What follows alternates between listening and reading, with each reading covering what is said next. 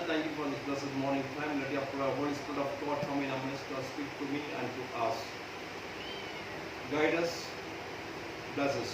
In the name of our Lord Jesus Christ we pray. Amen. Amen. Let us turn to the book of Acts, first chapter, 6th verse. ಅಪೊಸ್ತಲರ ಕೃತ್ಯಗಳು ಮೊದಲನೆಯ ಅಧ್ಯಾಯ 6ನೇ ವಾಕ್ಯವನ್ನು ನಾವು ತಿಳಿಸಿಕೊಳ್ಳೋಣ. ಅಪೊಸ್ತಲರ ಕೃತ್ಯಗಳು ಮೊದಲನೇ ಅಧ್ಯಾಯ 6ನೇ ವಾಕ್ಯ. I read for you. Therefore, when they had come together, they asked him, saying, Lord, will you at this time restore the kingdom to Israel? ನಿಮಗಾಗಿ ನಾನು ಓದ್ತೇನೆ. ಅಪೊಸ್ತಲರ ಕೃತ್ಯಗಳು ಮೊದಲನೇ ಅಧ್ಯಾಯ 6ನೇ ವಾಕ್ಯ. ಸ್ವಾಮಿ, ನೀನು ಇದೇ ಕಾಲದಲ್ಲಿ ಇಸ್ರಾಯೇಲ್ ಜನರಿಗೆ ರಾಜ್ಯವನ್ನು ತಿರುಗಿ ಸ್ಥಾಪಿಸಿಕೊಡುವಿಯೋ ಎಂದು ಕೇಳಲು ಆತನು ಅವರಿಗೆ. So today the topic what the Holy Spirit of God wants to deal with us is ಈ ದಿನದಲ್ಲಿ ದೇವರ ವಾಕ್ಯದ ಟಾಪಿಕ್ ಏನಂದ್ರೆ this time restore the kingdom. ಈ ದಿನದ ಒಂದು ದೇವರ ಪಾಠವು ಟಾಪಿಕ್ ಏನಂತ ನೋಡಿದಾಗ ದೇವರ ರಾಜ್ಯವು ಸ್ಥಾಪಿಸಿಕೊಡುವಿಯಾ, restoration, ಸ್ಥಾಪಿಸಿಕೊಡುವ ಬಗ್ಗೆ. restoration is a topic for today. ಸ್ಥಾಪಿಸಿಕೊಡುವುದು ಒಂದು ಟಾಪಿಕ್ ಈ ದಿನದಲ್ಲಿ. Today, my dear brothers and sisters, we might have lost our peace of mind. ಈ ದಿನದಲ್ಲಿ ನನ್ನ ಪ್ರೀತಿಯ ಸಹೋದರ ಸಹೋದರಿಗಳೇ, ನಮ್ಮೊಂದು ಶಾಂತಿ ಸಮಾಧಾನವನ್ನು ನಾವು ಕಳೆದುಕೊಂಡಿರಬಹುದು. We would have lost our health. ನಮ್ಮೊಂದು ಸೌಖ್ಯವನ್ನು ನಾವು ಕಳೆದುಕೊಂಡಿರಬಹುದು. We would have lost our salary. ನಮ್ಮ ಸಂಬಳವನ್ನು ನಾವು ಕಳೆದುಕೊಂಡಿರಬಹುದು. We would have lost our name and fame. ನಮ್ಮ ಹೆಸರುಗಳನ್ನು ನಾವು ಕಳೆದುಕೊಂಡಿರಬಹುದು. We would have lost our holiness in the Lord. ಪರಿಶುದ್ಧತೆಯನ್ನು ನಾವು ಕಳೆದುಕೊಂಡಿರಬಹುದು. We would have lost the prayer, the fasting, and reading and meditating the word of God. ಪ್ರಾರ್ಥನೆಯು, ಉಪವಾಸವು, ದೇವರ ವಾಕ್ಯವನ್ನು ಓದುವುದು ಕೂಡ ನಾವು ಕಳೆದುಕೊಂಡಿರಬಹುದು. So today, my God, the Holy Spirit of God is going to restore what the things you have lost in your life. ಆದರೆ ದೇವರು ಈ ದಿನದಲ್ಲಿ ತಿರುಗಾ ಸ್ಥಾಪಿಸುವವನಾಗಿ ಕಾಣಲ್ಪಡ್ತಾ ಇದ್ದಾರೆ. Today, the world nations are facing the dangerous pestilences. Because of that, we are being afraid of it. ಈ ದಿನದಲ್ಲಿ ದೇಶಗಳಲ್ಲಿ ನೋಡಿದಾಗ ಒಂದು ಕ್ರೂರವಾದ ರೋಗದಿಂದ ಪ್ರತಿಯೊಬ್ಬರು ಪೀಡಿತರಾಗಿ ಅವರ ಕಷ್ಟದಿಂದ ಕಣ್ಣೀರಿಂದ ನರಳುತ್ತಾ ಇದ್ದಾರೆ. All the market have been fallen down. ಎಲ್ಲ ಮಾರ್ಕೆಟ್ಗಳು ಎಲ್ಲ ಕುಡಾನ ಬಿದ್ದು ಹೋಗಿದೆ. Science has been fallen. ಎಲ್ಲ ಸೈನ್ಸ್ ವಿಜ್ಞಾನಿಗಳು ಬಿದ್ದು ಹೋಗಿದ್ದಾರೆ. They are trying to lift up that science to get the medicine through that researches. ಈ ವಿಜ್ಞಾನದ ಮುಖಾಂತರವಾಗಿ ಅದಕ್ಕೆ ಮೆಡಿಸಿನ್ಗಳ ಔಷಧಿಗಳನ್ನು ತಯಾರಿಸಲು ಕೂಡ ಅವರು ಕಳೆದುಕೊಂಡಿದ್ದಾರೆ. If you look at this world, everything has been fallen and everything has been lost. ಈ ಲೋಕದಲ್ಲಿ ನಾವು ನೋಡಿದಾಗ ಎಲ್ಲವೂ ಕೂಡ ಕಳೆದುಕೊಂಡಿದ್ದಾರೆ, ಎಲ್ಲವೂ ಬೀಳುತ್ತಾ ಇದೆ. Today, our prayer should be like this, that we have to pray that God to restore. ಈ ದಿನದಲ್ಲಿ ನಮ್ಮ ಪ್ರಾರ್ಥನೆ ಏನಾಗಿರಬೇಕಂದ್ರೆ ಮತ್ತೆ ನಮ್ಮನ್ನು ಸ್ಥಾಪಿಸು ದೇವರೇ ಎಂಬುದಾಗಿ ನಮ್ಮ ಪ್ರಾರ್ಥನೆ ಇರಬೇಕು. Here we see that the apostles who were with Lord Jesus Christ, they asking Lord Jesus, Lord, will you restore us? ಈ ದಿನದಲ್ಲಿ ಅಪೊಸ್ತಲರು, ದೇವರ ಯೇಸು ಸ್ವಾಮಿಯೊಂದಿಗೆ ಇದ್ದ ಅಪೊಸ್ತಲರು ಯೇಸು ಸ್ವಾಮಿನ ಒಂದು ಪ್ರಶ್ನೆ ಕೇಳ್ತಾ ಇದ್ದಾರೆ. ಅದೇನಂದ್ರೆ, ಮತ್ತೆ ನೀವು ಸ್ಥಾಪಿಸುತ್ತೀರಾ? Will you restore? ನೀವು ಸ್ಥಾಪಿಸುತ್ತೀರಾ? Even today, the world nations and the nation, our India and our state, we are asking God when the normal days of this life is going to be restored. ಈ ದಿನದಲ್ಲಿ ನಾವು ದೇವರೊಂದಿಗೆ ಪ್ರಾರ್ಥನೆಯನ್ನು ಕೇಳ್ತಾ ಇದ್ದೀವಿ. ಎಲ್ಲ ದೇಶಗಳು, ನಮ್ಮ ದೇಶವು, ನಮ್ಮ ರಾಜ್ಯವು ಯಾವಾಗ ಮತ್ತೆ ಮುಂದಿನ ಹಾಗೆ ಹೇಗೆ ಸ್ಥಾಪಿಸುತ್ತೀರಾ ಎಂಬುದಾಗಿ. When we talk to one another, when we communicate with one of our friends and family people, we are asking about when this normalcy has to come on this ನಾವು ಒಬ್ಬರಿಗೊಬ್ಬರು ಮಾತನಾಡಿಕೊಳ್ಳುವಾಗ ಕೂಡ ಯಾವಾಗ ಈ ಒಂದು ಪರಿಸ್ಥಿತಿಗಳು ನಾರ್ಮಲ್ ಆಗಿ ಯಾವಾಗ ನಾವು ಓಡಾಡಲು we are looking forward for the restoration. ನಾವ್ ಏನ್ ನೋಡ್ತಾ ಇದೀವಿ ಅಂದ್ರೆ ಇದು ಒಂಥರ ಈ ಒಂದು ದಿನಗಳು ನಾರ್ಮಲ್ ಆಗಿ ಬರಬೇಕೆಂಬುದಾಗಿ ಎದುರು So ನೋಡ್ತಾ this ಇದ್ದೀವಿ. restoration will not come from man, rather it will be coming from the Heavenly Father. The Lord Jesus Christ is going to restore the nation. ಈ ಒಂದು ದಿನಗಳು ಪುನರ್ ಸ್ಥಾಪಿಸಬೇಕಂದ್ರೆ ಅದು ನಮ್ಮ ಕೈಯಿಂದ ಸಾಧ್ಯವಿಲ್ಲ. ದೇವರಿಂದ ಮಾತ್ರನೇ ಹಳೆ ಪ್ರಕಾರವಾಗಿ ಪುನರ್ ಸ್ಥಾಪಿಸಲು ಸಾಧ್ಯ. This was known to the disciples, apostles, and they knowingly asked Lord Jesus, Lord, will you restore the kingdom? ಈ ಒಂದು ದೇವರು ಸ್ಥಾಪಿಸುವಂತವನು ಪುನರ್ ಸ್ಥಾಪಿಸುವ ದೇವರು ಈತನೊಬ್ಬನೇ ಎಂಬುದಾಗಿ ಅಪೊಸ್ತಲರು ತಿಳಿದಿದ್ದು ಕೂಡ ದೇವರನ್ನು ಕೇಳ್ತಾ ಇದ್ದಾರೆ, ಯಾವಾಗ ನೀವು ಸ್ಥಾಪಿಸುತ್ತೀರಾ ಪುನಃ? They know only the Almighty God, the Son of God, the Man of God, Lord Jesus Christ, only can restore what they have lost. ಅವರಿಗೆ ಗೊತ್ತುಂಟು ಯಾವುದೆಲ್ಲ ನಾವು ಕಳೆದುಕೊಂಡಿದ್ದೇವೋ ಅದನ್ನ ಪುನರ್ ಸ್ಥಾಪಿಸಲು ದೇವರಿಂದ ಮಾತ್ರನೇ ಸಾಧ್ಯ ಎಂಬುದಾಗಿ. So we can read from the Bible, the Word of God. The Bible says that the Almighty God is the restorer.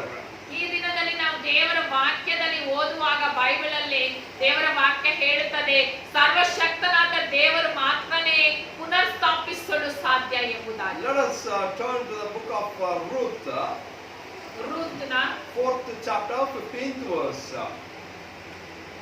4ನೇ ಅಧ್ಯಾಯ 15th verse. 15ನೇ ವಾಕ್ಯ. Yes, please turn to Ruth, the 4th chapter, 15th verse.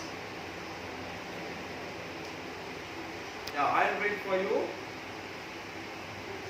And here it reads like this. ಇಲ್ಲಿ ಈ ತರ 4:15. 4:15 ಹೀಗೆ ಹೇಳಿ, To you, the restorer of life. ಆತನು ನಿಮ್ಮನ್ನು ಪುನರ್ ಸ್ಥಾಪಿಸುವವನಾಗಿದ್ದಾನೆ ಎಂಬುದಾಗಿ. Restorer of life. ನಮ್ಮ ಜೀವಿತವನ್ನು ಪುನರ್ ಸ್ಥಾಪಿಸುವಂತ ದೇವರಾಗಿದ್ದಾನೆ ಎಂಬುದಾಗಿ. Almighty God is a God who will restore the life to normalcy. ನಮ್ಮ ದೇವರು ಪುನರ್ ಸ್ಥಾಪಿಸುವಂತ ದೇವರಾಗಿದ್ದಾನೆ.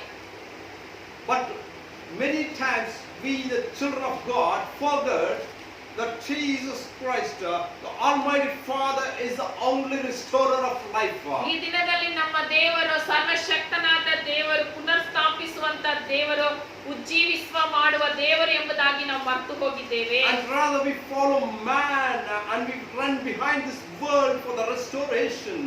ಈ ಉಜ್ಜೀವನಕ್ಕಾಗಿ ನಾವು ಮನುಷ್ಯರ ಹಿಂದೆ ತಿರುಗುತ್ತಾ ಇದ್ದೇವೆ. We run behind this world for this ಈ restoration. ಲೋಕದ ಹಿಂದೆ ಪುನರ್ ಸ್ಥಾಪನೆಕ್ಕಾಗಿ ಈ ಲೋಕದ ಹಿಂದೆ ತಿರುಗಾಡುತ್ತಾ We ಇದ್ದೇವೆ. run for our life, for our livelihood behind this world, forgetting the Lord who is going to restore this world. ನಮ್ಮ ಅನುದಿನ ಜೀವನಕ್ಕಾಗಿ ಲೋಕದ ಹಿಂದೆ ಓಡಾಡ್ತಾ ಇದ್ದೇವೆ, ಆದರೆ ಪುನರ್ ಸ್ಥಾಪಿಸುವ ದೇವರು ಒಬ್ಬನಿದ್ದಾನೆ, ಆತನನ್ನು ನಾವು ಹುಡುಕುತ್ತಾ ಇಲ್ಲ. That we have read in this book of Ruth, 4th chapter, 15th verse. ಅದು ರೂತಲ್ಲಿ 4ನೇ ಅಧ್ಯಾಯ 14ನೇ ವಾಕ್ಯದಲ್ಲಿ ನಾವು ಓದಿದ್ದೇವೆ. He be you, to you are restorer of life. ನೀವು ಉಜ್ಜೀವಿಸುವ ಮಾಡುವಂತ ದೇವರು ಎಂಬುದಾಗಿ. So if your life has to be restored, our life has to be restored, our city life, our nation has to be restored, we have to look unto the author of restoration, the Almighty God. ದೇವರು ಸಂರಕ್ಷಿಸುವ ದೇವರಾಗಿದ್ದಾನೆ. ಆತನು ನಮ್ಮನ್ನು ಸಂರಕ್ಷಿಸಬೇಕಂದ್ರೆ, ನಮ್ಮ ಕುಟುಂಬವನ್ನು, ನಮ್ಮ ದೇಶವನ್ನು, ನಮ್ಮ ರಾಜ್ಯಗಳನ್ನು ಆತನ ರಕ್ಷಿಸಬೇಕಂದ್ರೆ we should look unto the author of restoration, the Almighty God. ನಾವು ಈ ಒಂದು ಉಜ್ಜೀವವನ್ನು ಕೊಡುವ ದೇವರನ್ನು ನೋಡುವವರಾಗಿ ಕಾಣಲ್ಪಡಬೇಕು. Another verse I am going to read for you. ಇನ್ನೊಂದು ವಾಕ್ಯ ಕೂಡ ನಾನು ನಿಮಗಾಗಿ ಓದಲಿಕ್ಕಿದ್ದೇನೆ. From the book of Joel, ಯೋವೇಲ್ ಬರೆದ 2nd chapter, 25th verse. 2nd chapter, 25th verse. 2ನೇ ಅಧ್ಯಾಯ. It reads like this. So I will restore you the years. My dear brothers and sisters, if for all your years has to be, your days has to be prolonged, restored, you have to look unto the author of salvation. ದೇವರ ವಾಕ್ಯ ಹೇಳುತ್ತದೆ, ನಮ್ಮ ದಿನಗಳು ನಮಗೆ ಪುನರ್ಜೀವನ ಬರ್ಬೇಕಂದ್ರೆ ನಾವು ದೇವರನ್ನ ಎದುರು ನೋಡಬೇಕೆಂಬುದಾಗಿ ಇಲ್ಲಿ ಬರೆಯಲ್ಪಟ್ಟಿದೆ ಯೋವೇಲಲ್ಲಿ. So when you turn and read to Joel 2:25, it reads like this. ಯೋವೇಲ್ 2ನೇ ಅಧ್ಯಾಯ 25ನೇ ವಾಕ್ಯವನ್ನು ನಾವು ಓದುವಾಗ ಇಲ್ಲಿ ಈ ತರ ಬರೆಯಲ್ಪಟ್ಟಿದೆ. I will restore you to the years. ವರ್ಷಗಳನ್ನು ನಾನು ನಿಮಗೆ ಕಟ್ಟಿ ಕೊಡುವೆನು ಎಂಬುದಾಗಿ ಬರೆಯಲ್ಪಟ್ಟಿದೆ. Yeah, today my dear brother, restoration comes from the Almighty God, and the apostles know that Jesus Christ only can restore, though they are asking him, Lord, will you restore us? ದೇವರು ಆತನೊಬ್ಬನಿಂದಲೇ ಮಾತ್ರನೇ ನಮಗೆ ಪುನರ್ಜೀವನವನ್ನು ಸ್ಥಾಪಿಸಲು ಸಾಧ್ಯ. ಯಾವಾಗ ಆತನು ಸ್ಥಾಪಿಸ್ತಾನೆ ಎಂಬುದಾಗಿ ನೋಡಿದಾಗ ಆತನನ್ನು ನಾವು ಬೇಡುವಾಗ ಪುನರ್ಜೀವನವನ್ನು ಸ್ಥಾಪಿಸುವಂತ ದೇವರಾಗಿದ್ದಾನೆ. First thing we have seen that Almighty God is the restorer of life.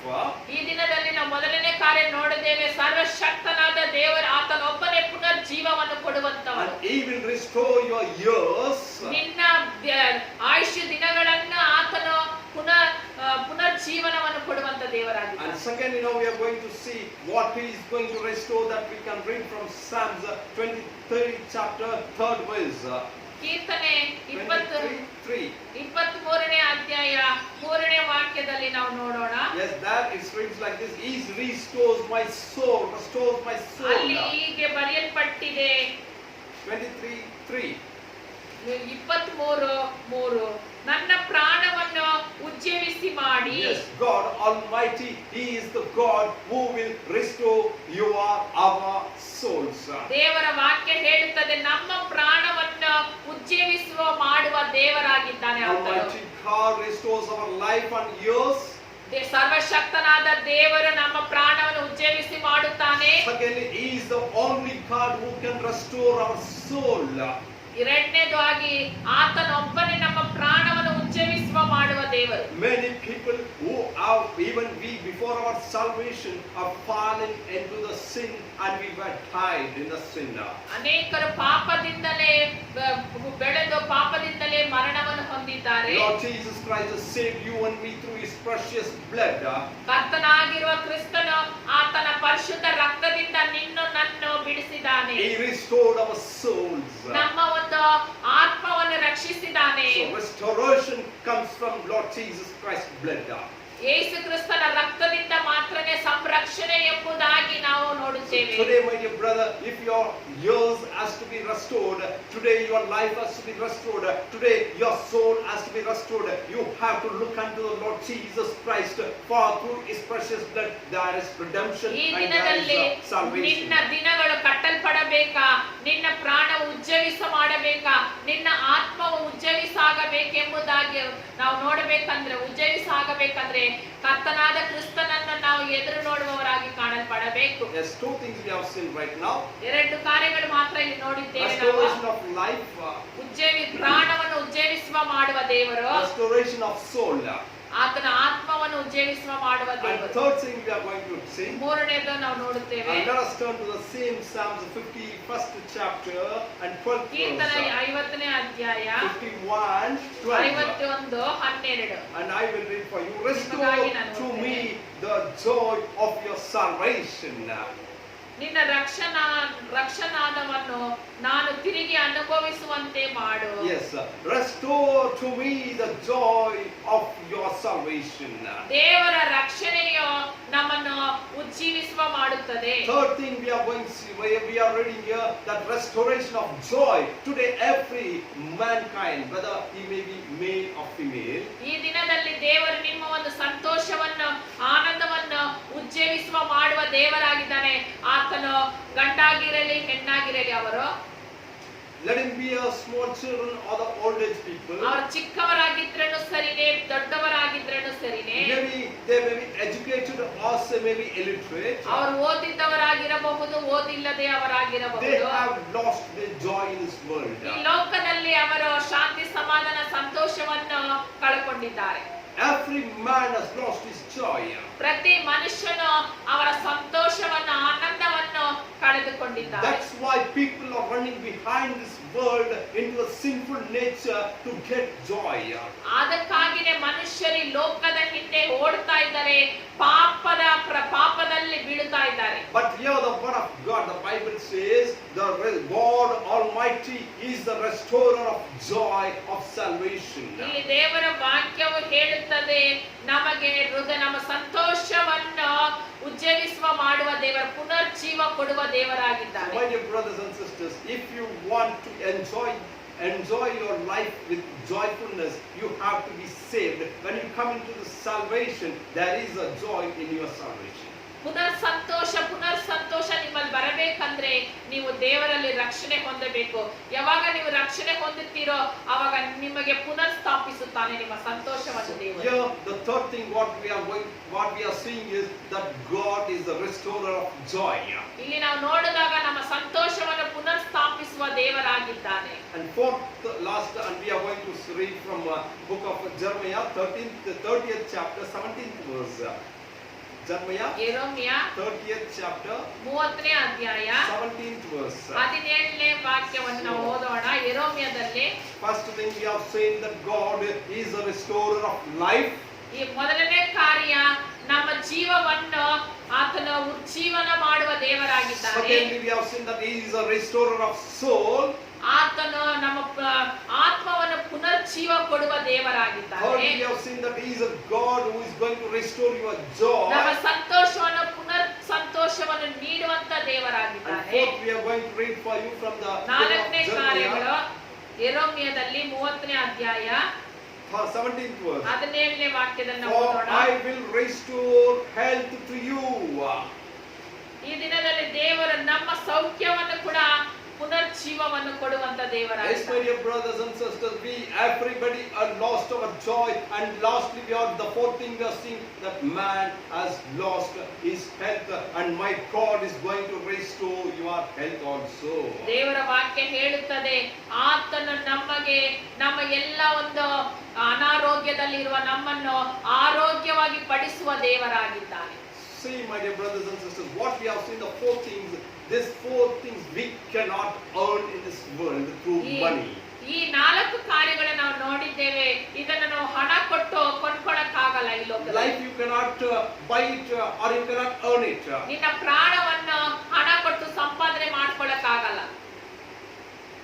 Your days, your years cannot be earned through money or through ನಿನ್ನ hard ಆಯುಷ್ಯ work. ದಿನಗಳನ್ನು ನೀನು ಹಣ ಕೊಟ್ಟು ಕೊಂಡ್ಕೊಳ್ಳಕ್ಕಾಗಲ್ಲ. Thirdly, we saw that the joy of salvation you cannot buy it from the ನಿನ್ನ marketplace. ಜೀವಿತದಲ್ಲಿ ಸಂತೋಷವೋ ಆನಂದವೋ ನೀನು ಹಣ ಕೊಟ್ಟು ಮಾರ್ಕೆಟ್ ಇಂದ ಕೊಂಡ್ಕೊಳ್ಳಕ್ಕಾಗಲ್ಲ. Fourthly, health ನಾಲ್ಕನೇ ಕಾರ್ಯ ನಾವು ನೋಡಿದಾಗ ನಮ್ಮ ಒಂದು ಆರೋಗ್ಯವನ್ನು ನಾವು ಹಣ ಕೊಟ್ಟು ಕೊಂಡ್ಕೊಳ್ಳಕ್ಕಾಗಲ್ಲ. All these four things is to be restored to you and to me, to this world, through the Almighty God Father. ಈ ಎಲ್ಲ ಕಾರ್ಯಗಳು ಸರ್ವಶಕ್ತನಾದ ದೇವರು ನಮಗೆ ಅನುಗ್ರಹಿಸುವವನಾಗಿ ಕಾಣಲ್ಪಡ್ತಾ So ಇದ್ದಾರೆ. He is the Almighty God who is going ಆತನು to restore. ಸರ್ವಶಕ್ತನಾದ ದೇವರು, ಆತನೊಬ್ಬನೇ ನಿಮಗೆ ಪುನರ್ಜೀವವನ್ನು ನೀಡುವಂತ ದೇವರು. But what does the Lord says? The God says about the restoration. ದೇವರ ಪುನರ್ಜೀವನವನ್ನು ಕುರಿತು ಏನ್ ಹೇಳ್ತಾ ಇದ್ದಾನೆ ಎಂಬುದಾಗಿ We ನೋಡೋಣ. know that the Bible says Almighty God is the restorer. ನಮಗೆ ತಿಳಿದುಂಟು ನಮಗೆ ಸರ್ವಶಕ್ತನಾದ ದೇವರೇ ಪುನರ್ಜೀವವನ್ನು ನೀಡುವಂತ ದೇವರು ಎಂಬುದಾಗಿ. We pray for the restoration. ನಾವು ಪುನರ್ಜೀವವನ್ನು ಬೇಕೆಂಬುದಾಗಿ ಪ್ರಾರ್ಥಿಸುತ್ತಾ We ಇದ್ದೇವೆ. pray for restoration of our spiritual life. ನಮ್ಮ ಆತ್ಮೀಕ ಜೀವಿತದಲ್ಲಿ ನಮಗೆ ಒಂದು ಪುನರ್ಜೀವನವನ್ನು ನಮ್ಮ ಉಜ್ಜೀವನ ಕೊಡಬೇಕೆಂಬುದಾಗಿ ನಾವು We ಪ್ರಾರ್ಥಿಸುತ್ತೇವೆ. pray for the restoration of our earnings. ನಾವು ಮಾಡುವ ಸಂಪಾದನೆಯಲ್ಲಿ ಕೂಡ ನಮಗೆ ಹೆಚ್ಚಾದ ಒಂದು ಪುನರ್ಜೀವವನ್ನು ಉಂಟು ಮಾಡಬೇಕೆಂದು ಪ್ರಾರ್ಥಿಸುತ್ತೇವೆ. Nowadays we pray for the restoration of our health and nation. ನಮ್ಮ ಈ ದಿನಗಳೆಲ್ಲ ನೋಡಿದಾಗ ನಮ್ಮ ದೇಶಗಳು ಪುನರ್ಜೀವ ಉಂಟಾಗಬೇಕು ನಮ್ಮ ದೇಶಕ್ಕೆ ಎಂಬುದಾಗಿ ನಾವು ಪ್ರಾರ್ಥಿಸುತ್ತಾ ಇದ್ದೇವೆ. And what does God says about this ಈ restoration? ಪುನರ್ಜೀವವನ್ನು ಕುರಿತು ದೇವರ ವಾಕ್ಯ ಏನು ಹೇಳುತ್ತದೆ? What God says about this restoration? ದೇವರು ಏನು ಹೇಳ್ತಾ ಇದ್ದಾನೆ ಪುನರ್ಜೀವವನ್ನು ಕುರಿತು? My children, they are praying, they are fasting, they are crying, they are weeping, they are praying for the restoration. ನನ್ನ ಮಕ್ಕಳು ಈ ಒಂದು ಪುನರ್ಜೀವನಕ್ಕಾಗಿ ಅಳ್ತಾ ಇದ್ದಾರೆ, ಪ್ರಾರ್ಥಿಸುತ್ತಾ ಇದ್ದಾರೆ, ಉಪವಾಸ ಮಾಡ್ತಾ ಇದ್ದಾರೆ, ದೇವರ ಪಾದದಲ್ಲಿ ಕಾದುಕೊಂಡಿದ್ದಾರೆ. And what God says to us? ದೇವರ ವಾಕ್ಯವು ಏನು ಹೇಳ್ತಾ ಇದೆ ನಮಗೆ? We are going to read it from Zechariah 9th chapter 12th verse. ಈ ದಿನದಲ್ಲಿ ನಾವು ಅದನ್ನು ಜಕರೀಯದಲ್ಲಿ 9ನೇ ಅಧ್ಯಾಯ 12th verse. 12ನೇ ವಾಕ್ಯ ಓದೋಣ.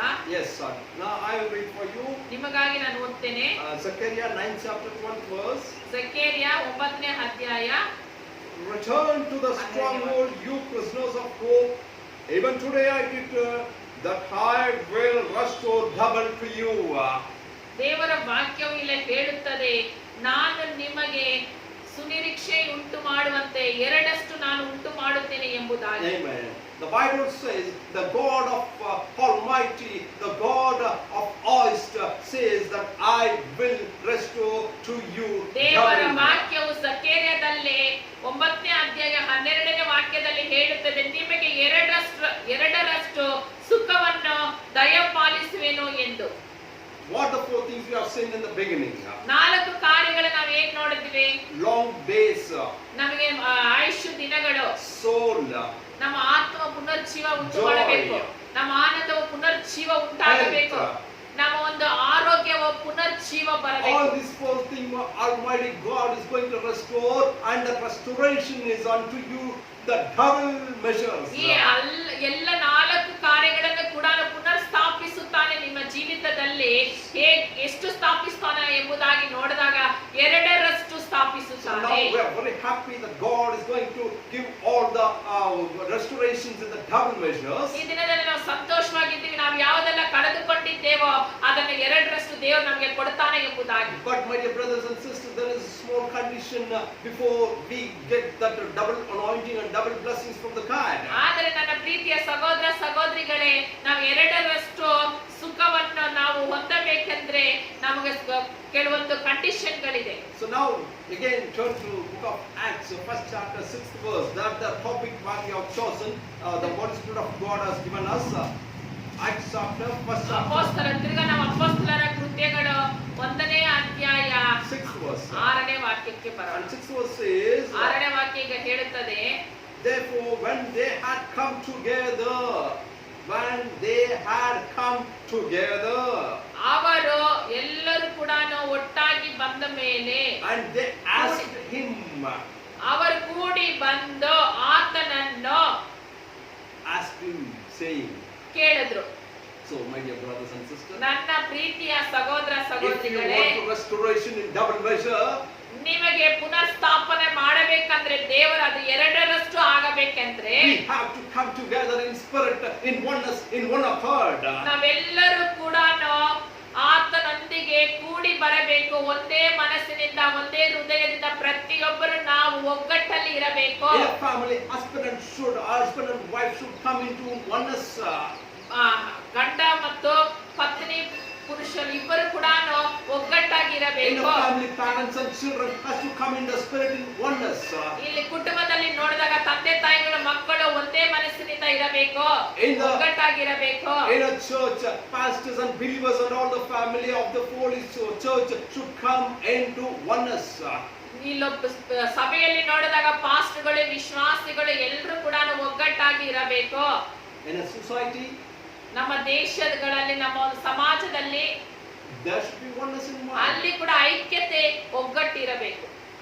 When there is oneness, when they come together, ಯಾವಾಗ ಅವರು ಕೂಡಿ ಬಂದ್ರು, they asked him, they prayed to God, they prayed to Lord Jesus Christ, restore us, O God. ಆವಾಗ ದೇವರ ಹತ್ರ ಅವರು ಬೇಡಿಕೊಂಡ್ರು, ತಿರುಗಾ ನಮ್ಮನ್ನು ಸ್ಥಾಪಿಸಿ ಕೊಡಿ ಎಂಬುದಾಗಿ. So today we need restoration in our life, in our nation. ಈ ದಿನದಲ್ಲಿ ನಮಗೆ ಪುನರ್ಸ್ಥಾಪನೆ ಬೇಕು, ನಮ್ಮ ದೇಶದಲ್ಲಿ ಬೇಕು. So we have to come together. ನಾವೇನ್ ಮಾಡ್ಬೇಕಂದ್ರೆ ನಾವೆಲ್ಲರೂ ಒಗ್ಗಟ್ಟಾಗಿ ಐಕ್ಯತೆಯಿಂದ ಒಂದು ಕೂಡಬೇಕು, ಒಂದಾಗಿ ಸೇರಬೇಕು. Today all the Christians all over the world, all over the nation, they are coming together in kneeling before the Almighty God for the restoration. ಈ ದಿನದಲ್ಲಿ ಎಲ್ಲಾ ದೇಶಗಳಲ್ಲಿ ಕೂಡ, ಎಲ್ಲಾ ರಾಜ್ಯಗಳಲ್ಲಿ ಕೂಡ ಕ್ರೈಸ್ತರು ಏನ್ ಮಾಡ್ತಾ ಇದ್ದಾರೆ, ದೇವರ ಸನ್ನಿಧಾನದಲ್ಲಿ ಒಗ್ಗಟ್ಟಾಗಿ ಮೊಣಕಾಲು ಊರ್ತಾ ಇದ್ದಾರೆ.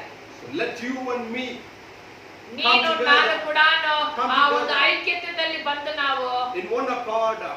ಪ್ರತಿಯೊಬ್ಬರು ಒಗ್ಗಟ್ಟಾಗಿ in one unity, ಒಂದು ಐಕ್ಯತೆಯಿಂದ and ask and pray to the God. ಮೊಣಕಾಲೂರಿ ದೇವರ ಸನ್ನಿಧಿಯಲ್ಲಿ ಬೇಡುವವರಾಗಿ ಕಾಣಲ್ಪಡಬೇಕು. When we come together and pray to God, Almighty God will restore the four things what we have seen from the Bible with a double measure. ಯಾವಾಗ ನಾವು ಮೊಣಕಾಲೂರಿ ಕರ್ತನ ಪಾದದಲ್ಲಿ ಒಗ್ಗಟ್ಟಾಗಿ ಐಕ್ಯತೆಯಿಂದ ಪ್ರತಿಯೊಬ್ಬರು ಕೂಡ ನಾವು ಸೇರಿ ಬೇಡುತ್ತೇವೋ ಆವಾಗ ಎರಡರಷ್ಟು ಆಶೀರ್ವಾದ ಸುಖವನ್ನು ನೀಡುವಂತ ದೇವರಾಗಿದ್ದಾರೆ. When we see reading these verses, you can come to a conclusion why you have not restored in your life, because you were not in oneness with God. ಈ ದಿನದಲ್ಲಿ ನಿಮಗೆ ಏಕೆ ಪುನರ್ ಸ್ಥಾಪಿಸಲು ಸಾಧ್ಯವಿಲ್ಲ, ಪುನರ್ಜೀವವು ಯಾಕೆ ನೀವು ಹೊಂದಲಿಲ್ಲ ಎಂಬುದಾಗಿ ನಾವು ನೋಡಿದಾಗ ದೇವರ ಸನ್ನಿಧಾನದಲ್ಲಿ ನೀವು ಐಕ್ಯತೆಯಾಗಿ ಇಲ್ಲ. Why there was no restoration in your family? ನಿನ್ನ ಕುಟುಂಬದಲ್ಲಿ ಏಕೆ ಪುನರ್ಸ್ಥಾಪನೆ ಇಲ್ಲ Why ಎಂಬುದಾಗಿ there was no ನೋಡಿದಾಗ restoration in your church? ನಿಮ್ಮ ಸಭೆಯಲ್ಲಿ ಏಕೆ ತಿರುಗಾ ಸ್ಥಾಪಿಸಲು Why ಸಾಧ್ಯವಾಗಲಿಲ್ಲ there was no ಎಂಬುದಾಗಿ restoration ನೋಡಿದಾಗ among the servants of God? ದೇವರ ಮಕ್ಕಳ ಮಧ್ಯದಲ್ಲಿ ಸೇವಕರ ಮಧ್ಯದಲ್ಲಿ ಏಕೆ ಒಂದು ಪುನರ್ಸ್ಥಾಪನೆ ಇಲ್ಲ ಎಂಬುದಾಗಿ Why ನೋಡಿದಾಗ there is no restoration in the nation? ದೇಶಗಳಲ್ಲಿ ಏಕೆ ಪುನರ್ಸ್ಥಾಪನೆ ಆಗಲಿಲ್ಲ ಎಂಬುದಾಗಿ There ನೋಡಿದಾಗ was no oneness. There was no oneness in the spirit.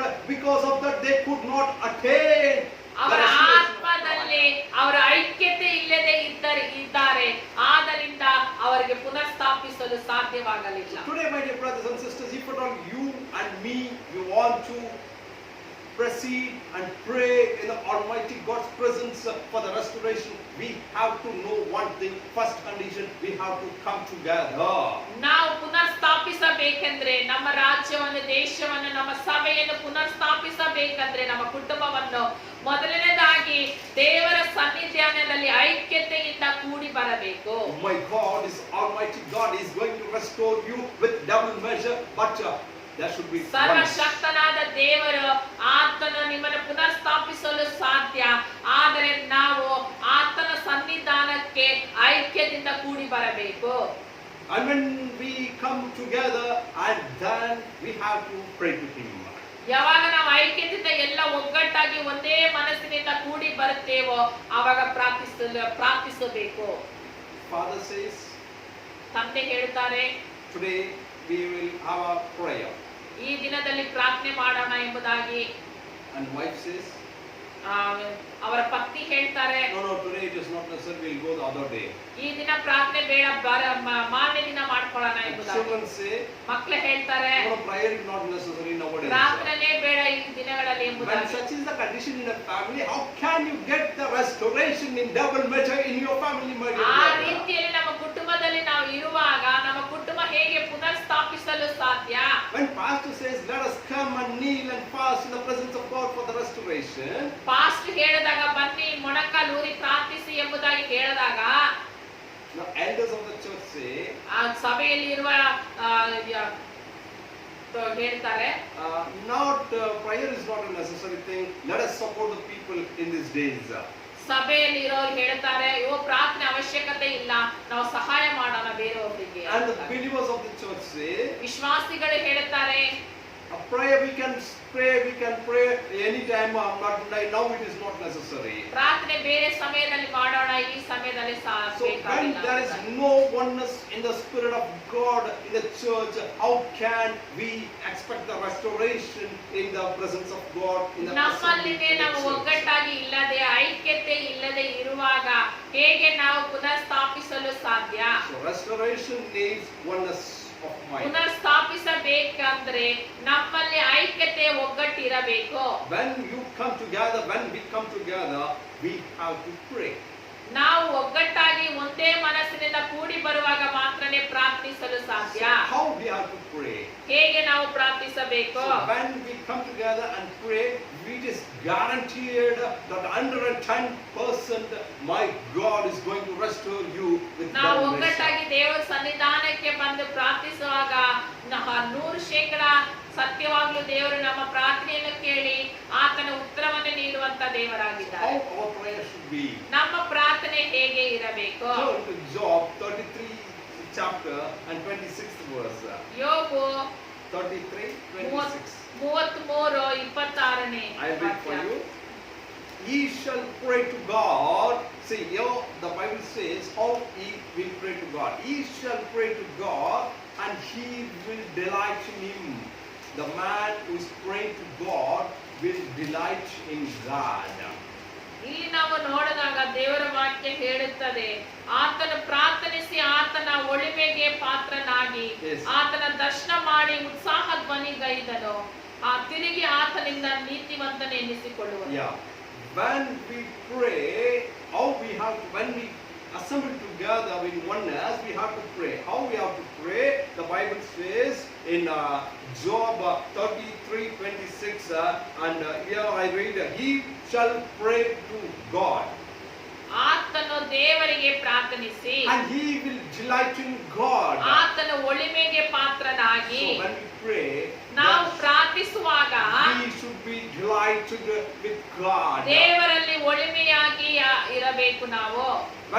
When God is delighted in us and we delight in God, God will hear our prayer and give us the restoration. ನಾವು in the ಪ್ರಾರ್ಥಿಸುವಾಗ ದೇವರ ನಮ್ಮೊಳಗೇನು ನಾವು ದೇವರೊಳಗೆ ಒಳಿಮೆಯಾಗಿ ಇರುವಾಗ ಆತನು ನಮ್ಮ ಪ್ರಾರ್ಥನೆಯನ್ನು So ಕೇಳುತ್ತಾನೆ. delighting in God, ಒಳಿಮೆಯಾಗಿರಬೇಕು.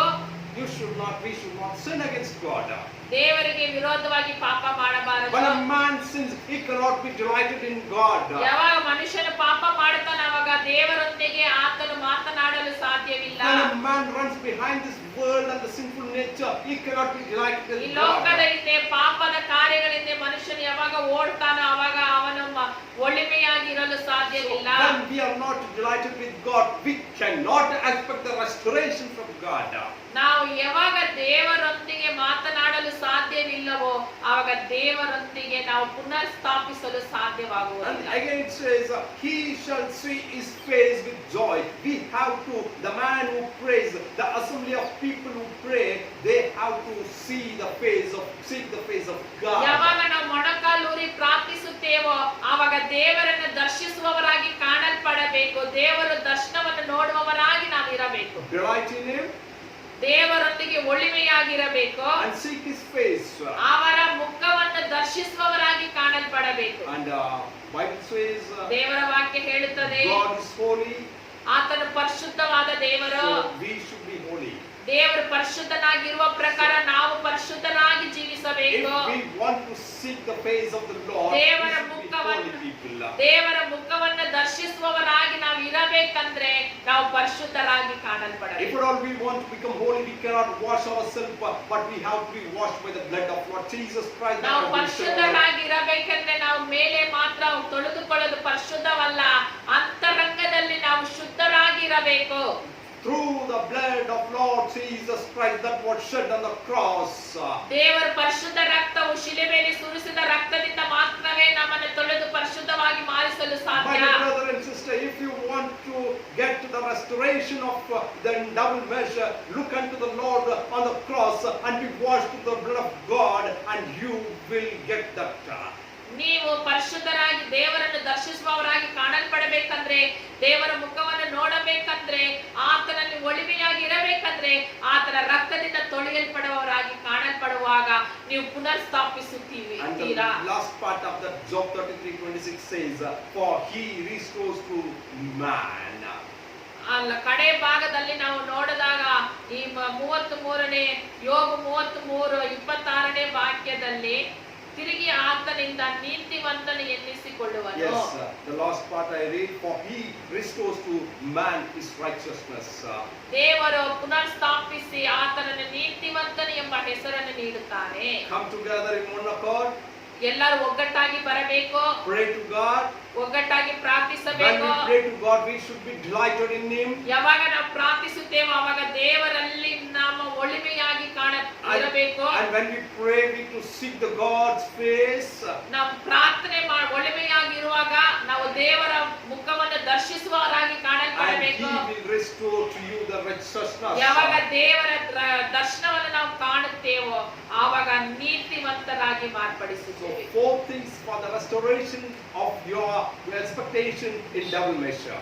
ನೀವು ಎರಡಷ್ಟು ಸುಖವೋ ಆಶೀರ್ವಾದವನ್ನು ನೀವು ಹೊಂದಬೇಕಂದ್ರೆ ಪುನರ್ ಸ್ಥಾಪಿಸಲು 4 ಕಾರ್ಯಗಳನ್ನು ನಾವು ನೋಡಿದ್ದೇವೆ. Togetherness, ನಾವು ಒಗ್ಗಟ್ಟಾಗಿರಬೇಕು, ಐಕ್ಯತೆಯಿಂದ ಇರಬೇಕು, pray to God, ಐಕ್ಯವಾಗಿ ಪ್ರಾರ್ಥಿಸಬೇಕು, delighted in Him, ದೇವರೊಂದಿಗೆ ನಾವು ಒಳ್ಳೆಮೆಯಾಗಿ ಪಾತ್ರನಾಗಿರಬೇಕು, seeking His face.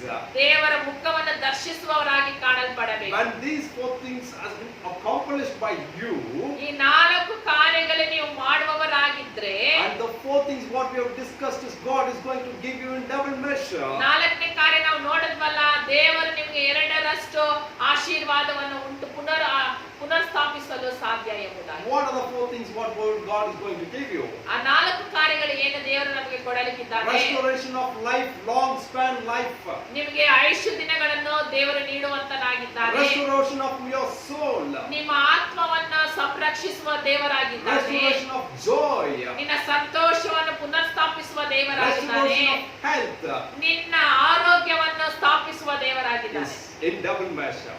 ಇದೇ 2ರಷ್ಟು ನಿನಗೆ ನಿನ್ನ ಜೀವಿತದಲ್ಲಿ ಆತನ God ಅನುಗ್ರಹಿಸಲಿದ್ದಾನೆ. is going to restore it to you. ದೇವರು ನಿಮಗೆ ಪುನರ್ಸ್ಥಾಪಿಸಲು ಇದ್ದಾನೆ. Going to restore to us. ದೇವರು ನಮಗೆ ಪುನರ್ಸ್ಥಾಪಿಸಲಿಕ್ಕಿದ್ದಾನೆ. God is restored to our nation. ನಮ್ಮ ದೇಶಗಳಿಗೆ ಪುನರ್ಸ್ಥಾಪಿಸಲು ಇದ್ದಾನೆ. And to all the nations of the world. ಈ ಲೋಕದಲ್ಲಿರುವ ಎಲ್ಲಾ ದೇಶಗಳಲ್ಲೂ ಈ ಒಂದು ಕಾರ್ಯಗಳನ್ನು ಪುನರ್ಸ್ಥಾಪಿಸಲಿದ್ದಾನೆ. My dear brothers and sisters, ನನ್ನ ಪ್ರೀತಿಯ ಸಹೋದರ ಸಹೋದರಿಗಳೇ, restoration is today's topic. ಈ ದಿನದಲ್ಲಿ ಪುನರ್ಸ್ಥಾಪನೆ ಎಂಬುದಾಗಿನೇ ಈ ದಿನದ ವಾಕ್ಯವು. God is going to restore you the double portion. ದೇವರು ತಿರುಗಾ ನಿನ್ನ ಸ್ಥಾಪಿಸಬೇಕಂದ್ರೆ 2ರಷ್ಟು ಸ್ಥಾಪಿಸಬೇಕಂದ್ರೆ Conditions is ಕಂಡೀಷನ್ ಏನೆಂಬುದಾಗಿ ನೋಡಿದ್ದೇವೆ. simple 4 conditions. 4 ಕಾರ್ಯಗಳು ಸಿಂಪಲ್ ಆಗಿದೆ.